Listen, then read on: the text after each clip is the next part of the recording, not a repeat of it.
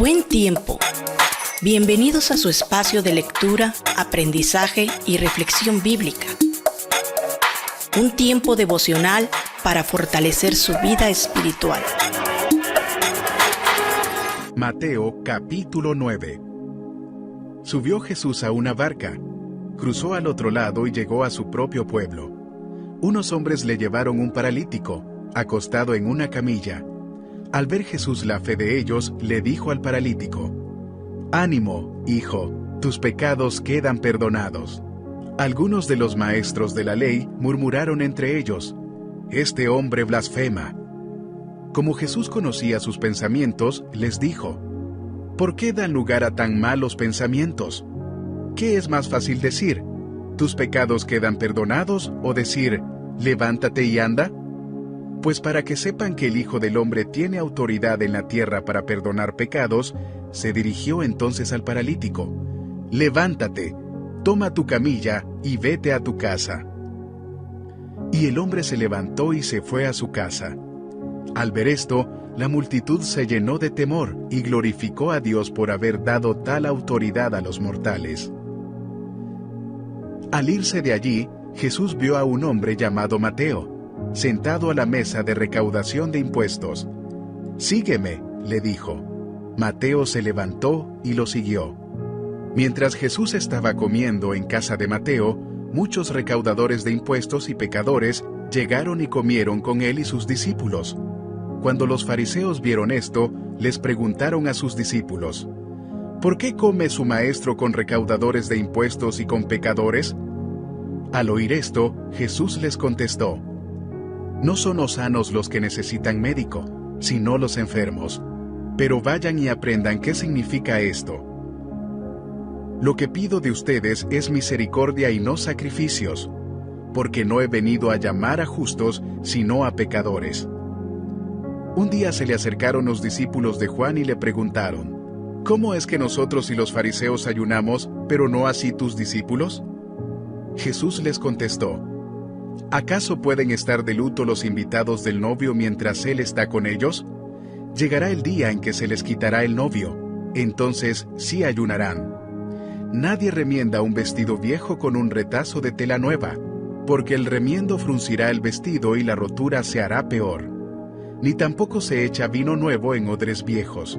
De hacerlo así, se reventarán los odres, se derramará el vino y los odres se arruinarán. Más bien, el vino nuevo se echa en odres nuevos y así ambos se conservan». Mientras él les decía esto, un dirigente judío llegó, se arrodilló delante de él y le dijo: «Mi hija acaba de morir, pero ven y pon tu mano sobre ella y vivirá». Jesús se levantó y fue con él, acompañado de sus discípulos. En esto, una mujer que hacía 12 años padecía de hemorragias, se le acercó por detrás y le tocó el borde del manto. Pensaba: «Si al menos logro tocar su manto, quedaré sana». Jesús se dio vuelta, la vio y le dijo: «Ánimo, hija, tu fe te ha sanado». Y la mujer quedó sana en aquel momento. Cuando Jesús entró en la casa del dirigente y vio a los flautistas y el alboroto de la gente, les dijo: «Váyanse. La niña no está muerta, sino dormida». Entonces empezaron a burlarse de él. Pero cuando se les hizo salir, entró él, tomó de la mano a la niña y ésta se levantó. La noticia se divulgó por toda aquella región. Al irse Jesús de allí, 2 ciegos lo siguieron gritándole: «Ten compasión de nosotros, Hijo de David». Cuando entró en la casa, se le acercaron los ciegos y él les preguntó: «¿Creen que puedo sanarlos?». «Sí, Señor», le respondieron. Entonces les tocó los ojos y les dijo: «Que se haga con ustedes conforme a su fe». Y recobraron la vista. Jesús les advirtió con firmeza: «Asegúrense de que nadie se entere de esto». Pero ellos salieron para divulgar por toda aquella región la noticia acerca de Jesús. Mientras ellos salían, le llevaron un mudo endemoniado. Así que Jesús expulsó al demonio, y el que había estado mudo habló. La multitud se maravillaba y decía: «Jamás se ha visto nada igual en Israel». Pero los fariseos afirmaban: Este expulsa a los demonios por medio del príncipe de los demonios. Jesús recorría todos los pueblos y aldeas enseñando en las sinagogas, anunciando las buenas nuevas del reino y sanando toda enfermedad y toda dolencia. Al ver a las multitudes, tuvo compasión de ellas, porque estaban agobiadas y desamparadas, como ovejas sin pastor. La cosecha es abundante, pero son pocos los obreros, les dijo a sus discípulos. Pídanle, por tanto, al Señor de la cosecha que envíe obreros a su campo. Observa. En el caso del paralítico, ¿cuál fue la primera necesidad que Jesús quiso suplir? ¿Qué tenían en común los amigos del paralítico, la mujer que tenía el flujo de sangre y los 2 ciegos? ¿Qué dificultades crees que tuvieron para acercarse a Jesús? ¿Cuál es la respuesta de los escribas? V.34. Los fariseos, V.11.34. Los discípulos de Juan, V.14. y los que estaban en la casa de Jairo, V.23-24. ¿Qué nos dice Jesús que pidamos a Dios? Reflexiona. ¿Busco a Jesús a pesar de que puede haber obstáculos en el camino? ¿O si las cosas se ponen complicadas, busco las soluciones en otra parte?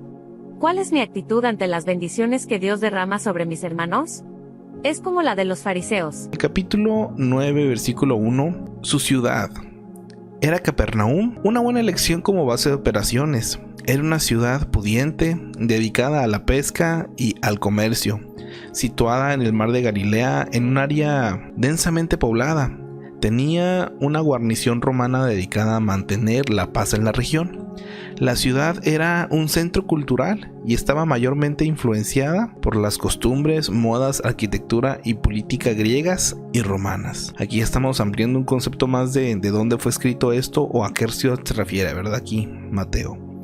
Versículo 2.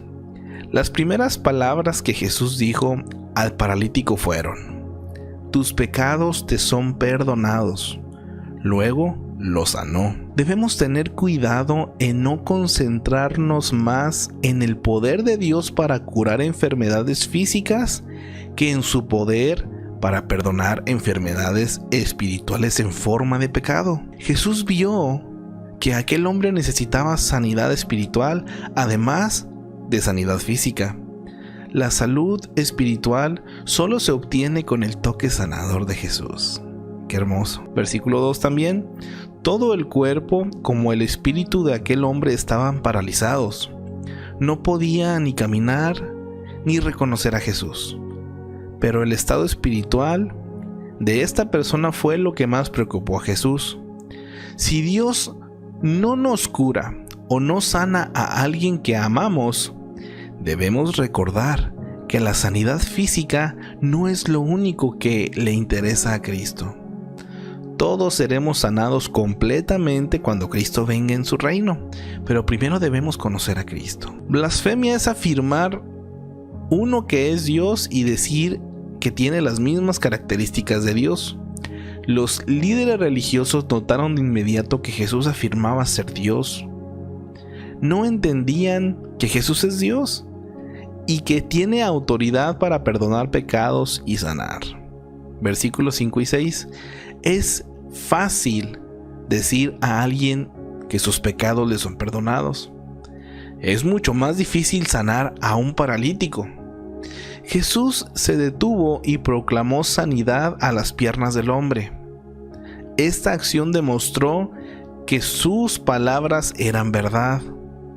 Él posee la potestad de perdonar pecados, así como de sanar, ¿verdad? Hablar no cuesta, pero nuestras palabras pierden autoridad si nuestras acciones no la respaldan. Podemos proclamar el amor de Dios a otros, pero si no tomamos pasos concretos para manifestar ese amor, nuestras palabras serán vacías y sin significado. Una pregunta para nuestras vidas: ¿cuán bien respaldan sus acciones lo que dice? Capítulo 9, versículo 9. Mateo era uno de los judíos que los romanos habían empleado como cobrador de impuestos de la zona. Cobraba impuestos a los ciudadanos como también los mercaderes que pasaban por el pueblo. Los cobradores de impuestos deducían una comisión del cobro, pero la mayoría cobraban de más y se enriquecían. Por esta razón los judíos los odiaban. Tenían reputación de estafadores y de apoyar a los romanos. Cuando Jesús llamó a Mateo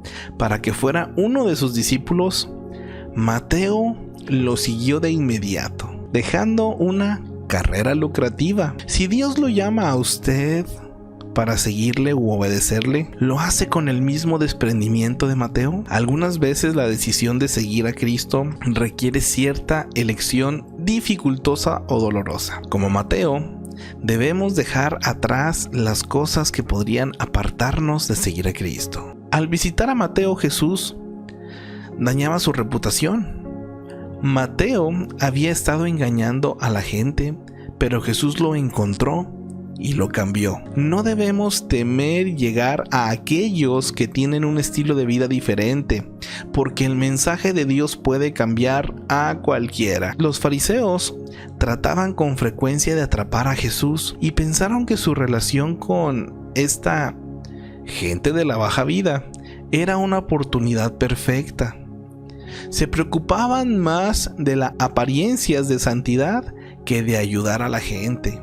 Qué tremendo esto, de criticar más que de estimular, de la respetabilidad externa más que de la ayuda práctica. Pero Dios está interesado en todos mis hermanos, incluyendo a los que son pecadores y a los que sufren. La vida cristiana no es contenida de popularidad. Al seguir el ejemplo de Jesús, deberíamos anunciar las buenas nuevas a los pobres, solitarios, repudiados, no solo a los buenos, talentosos y populares. Mateo, más que cualquier otro discípulo, Mateo tenía una idea clara de cuánto costaría seguir a Jesús. Aún así, no dudó ni por un momento. Cuando abandonó su puesto de recaudador de impuestos, se quedó desempleado. Para algunos de los demás discípulos siempre estaba la pesca a la cual podían regresar. Pero para Mateo no había punto de regreso. Dos cambios acontecieron en Mateo cuando decidió seguir a Jesús. Primero, Jesús le dio una nueva vida. No solo pertenecía a un nuevo grupo, sino que pertenecía al Hijo de Dios. No solo aceptaba un estilo de vida diferente, ahora él mismo era acepto. Para un recaudador de impuestos despreciado, este cambio habría sido maravilloso. Segundo, Jesús le dio a Mateo un nuevo propósito para con sus habilidades. Cuando siguió a Jesús, el único instrumento de su antiguo trabajo que llevó consigo fue la pluma. Desde el principio, Dios lo capacitó como un compilador de datos. A la larga, el llamado de Jesús le permitió poner a trabajar sus habilidades al máximo.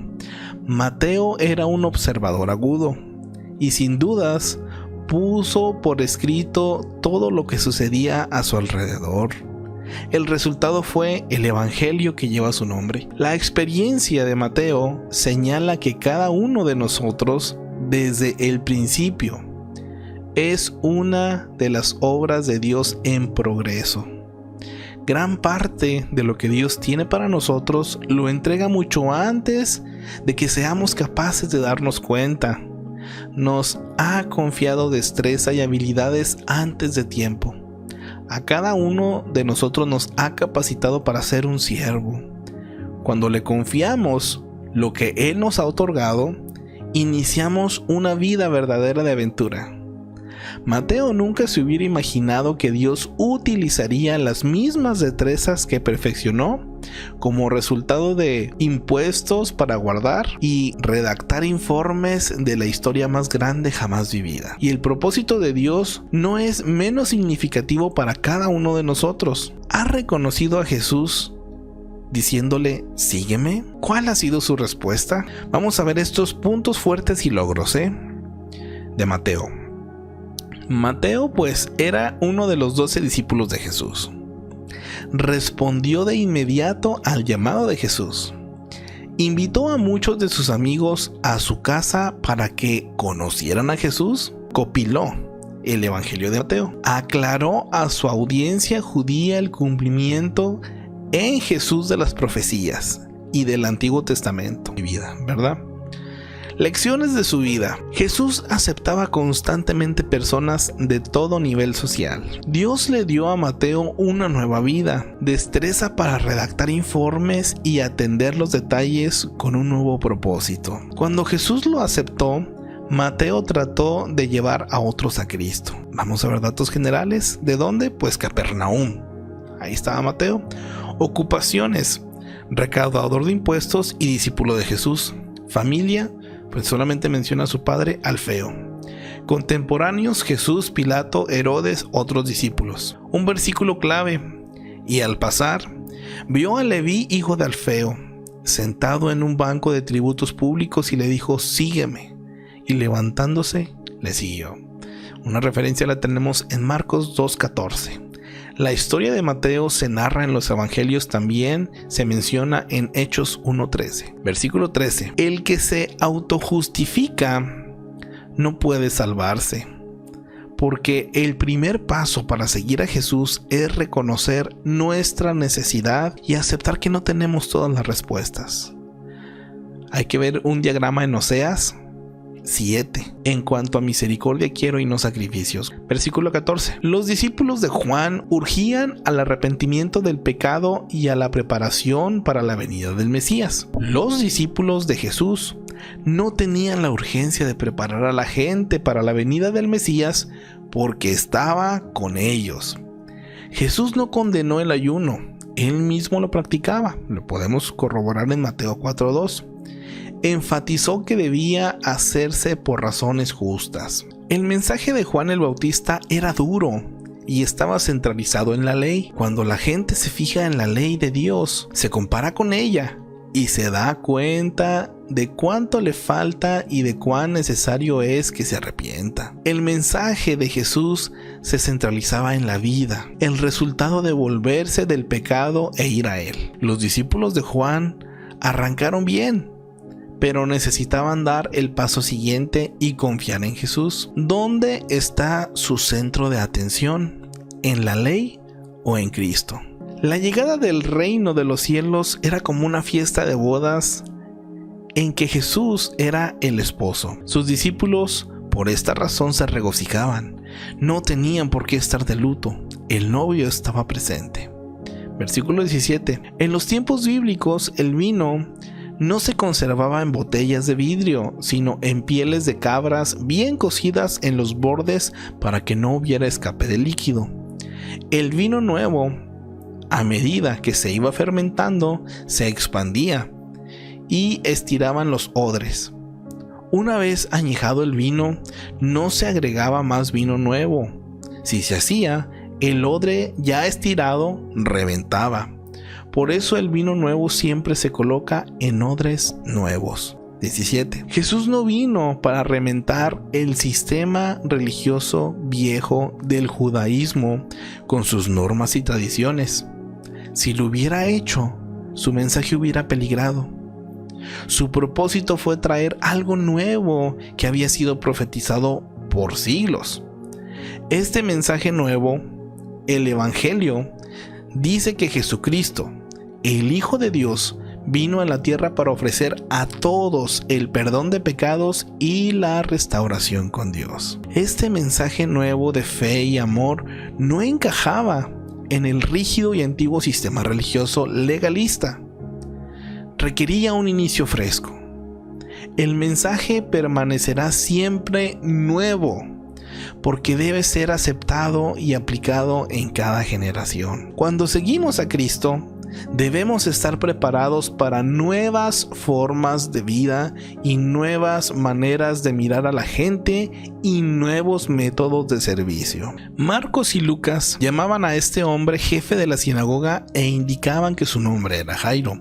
Esto es Marcos 5:22 y Lucas 8:41. Como principal de la sinagoga tenía a su cargo la administración, lo que incluía velar por la conservación del edificio, supervisar la adoración, conducir las clases en días laborales y hacer contacto con los rabinos para que dieran instrucciones en el día de reposo. Para recibir mayor información en cuanto a la sinagoga, véase la nota en Marcos 1:21. En los versículos 20 y 22, esta mujer había sufrido por 12 años de una hemorragia, entre paréntesis tal vez un desorden menstrual. Cuando estamos atravesando tiempos de desesperación, no debemos preocuparnos de la forma en que nos allegamos a Dios. Como esta mujer, podemos simplemente extender la mano con fe y Él nos responderá. Capítulo 9, versículo 22. Dios cambió una situación que había sido problema por años, como el leproso y el hombre poseído por el demonio, capítulo 8, y una nota también en el versículo 3 y en el versículo 28.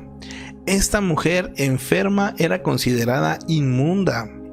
Por 12 años había sido una de las intocables y no había podido llevar una vida normal, pero Jesús operó el cambio y la restauró. Algunas veces somos tentados a rendirnos en cuanto a personas o circunstancias que no han cambiado en años. Dios puede cambiar lo que parece incambiable, dando vida nueva y esperanza. El rabí de la sinagoga local no fue en busca de Jesús, sino cuando su hija ya había muerto. Ya era demasiado tarde para hacer algo, pero Jesús simplemente se acercó a ella y la resucitó. En nuestras vidas, Cristo puede cambiarlo todo cuando en apariencia ya es demasiado tarde. Puede reconciliar matrimonios separados, librar de vicios, perdonar y cambiar vidas deshechas. Si en su situación parece que no hay esperanza, recuerde que Cristo puede hacer lo imposible. Hijo de David era una expresión común por medio de la cual se identificaba a Jesús como el Mesías, porque se sabía que el Mesías sería descendiente del rey David, Isaías 9:7. Esta es la primera vez que este título se usa en Mateo, y tenemos la referencia en Isaías 29:18, Isaías 35:5 e Isaías 42:7. Profetiza que Jesús podría dar vista a los ciegos. Jesús no contestó con prontitud a la súplica de los ciegos. Esperó a ver si tenían fe. No todo el que dice necesitar ayuda cree en Dios o cree que Dios puede ayudarlo. Jesús quizás esperó y cuestionó a aquellos hombres para enfatizar y estimular su fe. Si usted tiene la impresión de que Dios es muy lento en contestar sus oraciones, quizás esté siendo probado como aquellos ciegos. ¿Cree usted que Dios puede ayudarle? ¿Quiere de veras su ayuda? Aquellos ciegos eran perseverantes. Fueron directamente a la casa donde Jesús estaba.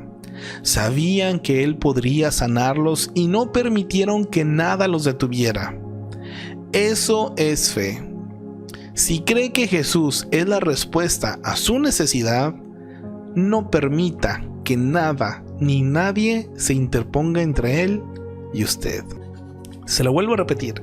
Si cree que Jesús es la respuesta a su necesidad, no permita, mi hermano, que nada ni nadie se interponga entre Él y usted. Jesús pidió a la gente que no publicara sus obras de sanidad porque su propósito no era que lo conocieran solo como el que hace milagros. Curaba porque tenía compasión de la gente, pero también quería ofrecer sanidad espiritual a un mundo pecador y enfermo. Hay ocasiones que Dios no obra, mis hermanos, porque Él está esperando hacer una obra primero que nada en nuestra vida espiritual. Y estando bien lo espiritual, pues nuestro Dios es tan hermoso que también puede hacer una obra física, material y de cualquier tipo, ¿verdad? Versículo 32. Mientras Jesús estuvo en la tierra, las fuerzas demoníacas parecían estar muy activas. A pesar de que no estamos seguros del por qué ni cómo tiene lugar la posesión demoníaca, origina problemas físicos y mentales. En este caso, motivó un problema físico. La persona no podía hablar. Podemos obtener mayor información sobre los demonios y la posesión demoníaca en las notas del capítulo 8, versículo 28, y también en Marcos 1:23. Versículo 34 de nuestro capítulo 9. En el capítulo 9, los fariseos acusaron a Jesús de 4 diferentes pecados. Fíjese, los fariseos, según ellos, Jesús había cometido blasfemia, amigarse con los marginados, impiedad y servir al demonio. ¿Cómo ve? Andaban bien malos estos fariseos. Mateo muestra cómo Jesús recibió calumnias de aquellos que deberían recibirlo con regocijo. ¿Por qué hicieron esto los fariseos? Fíjese los reales motivos del por qué actuaron como actuaron. Número 1. Jesús no tomaba en cuenta su autoridad religiosa. Número 2. Su dominio de la gente se debilitaba. Número 3. Sus creencias personales fueron cuestionadas. 4. Sus motivos hipócritas fueron denunciados. Mientras los fariseos cuestionaban, discutían y criticaban a Jesús, ante sus propios ojos la gente recibía sanidad y transformación de vida. El escepticismo de los fariseos no estaba basado en la falta de evidencias, sino en el celo por la popularidad de Jesús. Las buenas nuevas acerca del reino eran que el prometido y tan esperado Mesías había llegado. Su poder para poder sanar era una señal de que sus enseñanzas eran verdaderas. Versículos 35 y 38. Jesús necesitaba obreros que supieran enfrentar los problemas de la gente. Podemos tranquilizar a otros y mostrarles cómo vivir, porque Dios y sus obreros nos han ayudado en nuestros problemas. Segunda de Corintios 1 del 3 al 7. También Ezequiel había comparado a Israel a ovejas sin pastor en Ezequiel 34 del 5 al 6. Jesús vino a ser el pastor, el único que podía mostrar a la gente cómo evitar los errores de la vida. Esto está en Juan 10:14. Versículo 37 y 38. Jesús, al ver las multitudes que lo seguían, se refirió a ellas como un campo listo para la siega. Mucha gente está lista para dar su vida a Cristo si alguien le muestra el camino. Jesús nos manda que oremos por la necesidad que existe de más obreros. Con frecuencia, cuando oramos por algo, Dios responde a nuestras oraciones usándonos. Prepárese, Dios va a usarlo para que señale el camino a otro. Gracias por acompañarnos. Esperamos que este refrigerio espiritual haya fortalecido su fe. Te invitamos a compartir este contenido. Puedes escribir tus dudas en la sección de comentarios. Y para que no te pierdas ninguno de los capítulos, suscríbete a nuestro canal.